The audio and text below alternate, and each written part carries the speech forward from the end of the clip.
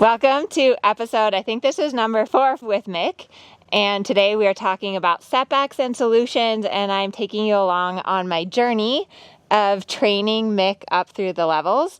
And today we're riding in a clinic here at my barn with a German trainer named Albrecht. And I'm looking forward to it because I feel like I always learn something, and I definitely am struggling a little bit with like the throughness and the connection with Mick. So I'm eager to see what exercises he has us do and kind of what approach he takes with us. How am I feeling? I definitely am feeling a little bit nervous because I'm still getting into like riding Mick and feeling fit again after I had my back surgery. So I don't feel like 100% as strong. And Mick can be really like bouncy. He has really big trot and a really big canter. So I'm just going to do a little fly spray and then put his bridle on. I am planning on doing just a little bit of some lunging and some groundwork before I get on him. Not that he like totally needs it. I'm sure he'd be fine without it, but I just feel like if I do a little bit of groundwork with him, then when I get on him, he's not quite as tight in his back. You're a good boy. I'm just making sure that he has plenty of fly spray so that the flies aren't bothering him. You're a good boy, Mick. And I did, so in the arena that we're riding in, they have a bunch of tents and stuff set up. So I took him in there earlier and just walked him around and let him see everything, which I'm all about setting yourself up for success. I think that's so important with horses, is that there's always stuff that can go wrong. But the more that we can just set it up, and like he had his turnout this morning, I walked him down there so he saw everything in the arena. And I think that that's just so helpful. Sometimes Mick, he can be like, he loses his confidence a little bit, and I haven't had him for that long. So we're still working on just building up our relationship and kind of our trust. So I'm just going to put his bridle on here. You're a good boy. You're a good boy, huh, buddy? You're a good boy. But I've ridden with this clinician before. I actually rode with him a long time ago with my horse Trumpet, and he got on Trumpet one time and rode him for me, it's always amazing if you can have a really good rider to get on your horse, because often then when I got back on Trumpet, like after Albrecht had ridden him, he felt like so supple and so through in his back. So it's always cool if you have that opportunity to have someone else like hop on your horse for a minute. That's always a lot of fun, but I would guess that today we're going to focus a lot on the basics. At least that's what I'm hoping that we're going to focus on. And just trying to figure out how to get him a little bit more supple, a little bit more through, and correctly using his top line. I always like to make sure that all my straps are tucked in on my bridle. You're a good boy. And then one little tip that I always find is it's always important, if you're going to take a clinic, to make sure that you bring like your own audio system. So I actually really like these E-Pack. They're from a company called EarTech, and the audio quality on them is really good. So I've already taken the other half down there to the arena for him, but I find that that's really helpful.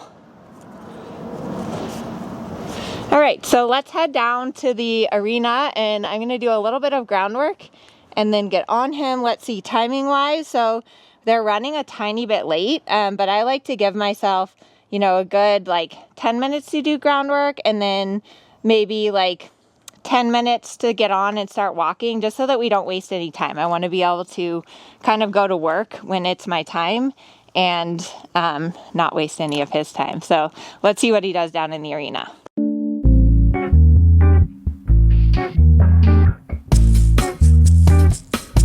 So the biggest thing that we really focused on in this lesson was getting more activity and jump in the gait overall. And I think one of the hardest parts of dressage is that when we hear the word collection, we all think about like slowing down, but really it's about activity and jump. So starting out at the canter, he had me do this really good exercise where he wanted me to go a little back and then quick out, and really get him quick reacting behind the first stride, that he really jumps forward and comes quickly forward the instant that my leg goes on.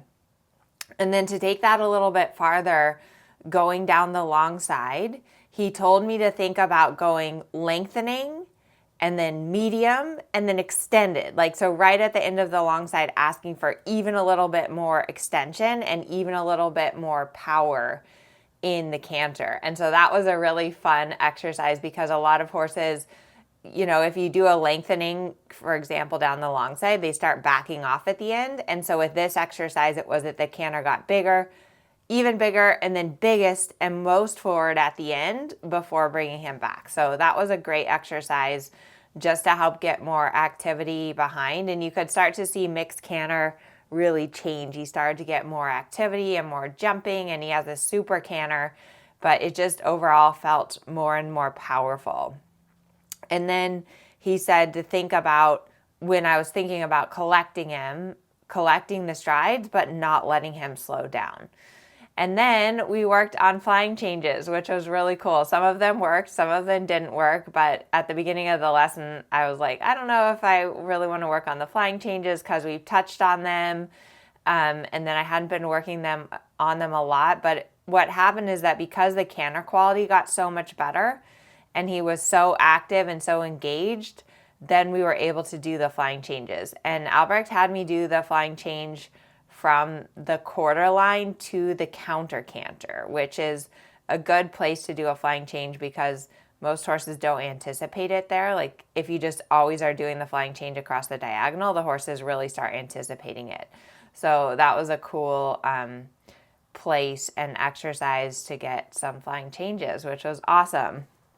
And then the last thing that we worked on in the trot was similar to the canter, but it was really about frequency. So getting a little bit more activity and more bounce in the trot, but not letting the trot cover more ground. So overall, I was really, really excited to see this video and to see the difference of what the trot and canter look like at the beginning versus the end. And it's always so valuable. If you can get a video, it's really helpful to be able to watch it back later so that you remember everything that you've learned and so that you can also visually see what your instructor is talking about and how they kind of helped you through that. So hopefully you loved this episode. Our post-clinic interview here, we're both hot and sweaty.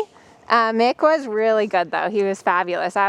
It's like so funny how, I don't know if you ever do this, but you start thinking about all the like what ifs, like what if I can't ride? What if he won't go forward? What if he won't go in the arena? What if he spooks? And then none of that stuff ever happens. I think that's just like our brains trying to keep us safe. So anyways, he went in the ring. He didn't spook at the tents where everyone was sitting.